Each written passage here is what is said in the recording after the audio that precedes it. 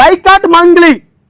నువ్వు ఏ సినిమాలల్లా నువ్వు ఏ పాటలు పాడినా కానీ నిన్ను శాశ్వతంగా పూర్తిగా నిన్ను బైకాట్ చేయాలి. ఎందుకంటే ఈ పేద బిడ్డలే కదా నేను సినిమాలు చూసేది.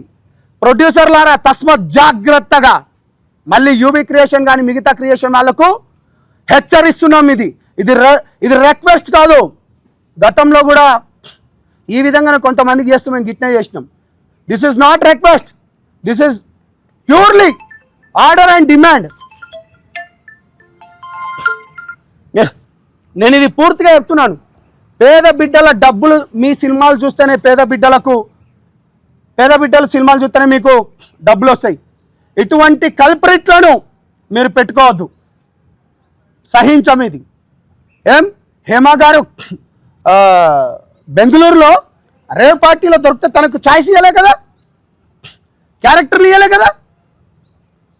ఇవ్వలే కదా, తనని సినిమాలకైతే తీసుకోలే కదా. బాజాప్తగా చెప్తున్నాం. నీ బర్త్డే పార్టీలో మది ఎట్లా వచ్చిండు తెలియదన్నావు కదా. బుద్ధి ఉండాలి కదా, ఇంగిత జ్ఞానం ఉండాలి కదా, సొయ్యి ఉండాలి కదా, సిగ్గుపడాలి కదా. జాతి పేరు చెప్పుకొని అంటే వాడుకుంటావా దీనిలోకి వెళ్ళి బయటపడడానికి? కొంచెం పేరు చూడుతోనే వీళ్ళందరూ నాకు ఎంబటుంటారు అంటావా? మా లాంటి కొత్త తరం, ఇగో ఇక్కడ ఉన్నది కొత్త తరం.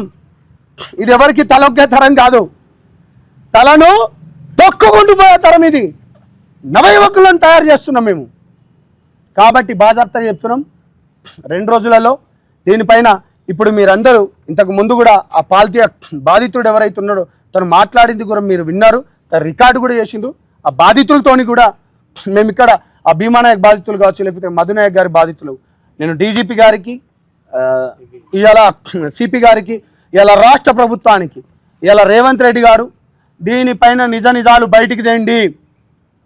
మీకు ఓట్లేసింది గిరిజన బిడ్డలు, ఇవాళ గిరిజన బిడ్డలు చనిపోతున్నారు. దీనిపైన పూర్తి బాధ్యత వహించి మీ రాష్ట్ర ప్రభుత్వం, మీ పోలీసు యంత్రాంగాన్ని దించండి. ఎక్కడెక్కడ డబ్బులు వచ్చినా దాన్ని రికవరీ చేయించండి. పేద బిడ్డల పక్షాన ఉండాలంటూ తెలియజేస్తూ ఖబర్దార్, ఇప్పటికైనా పిచ్చి మానుకోండి.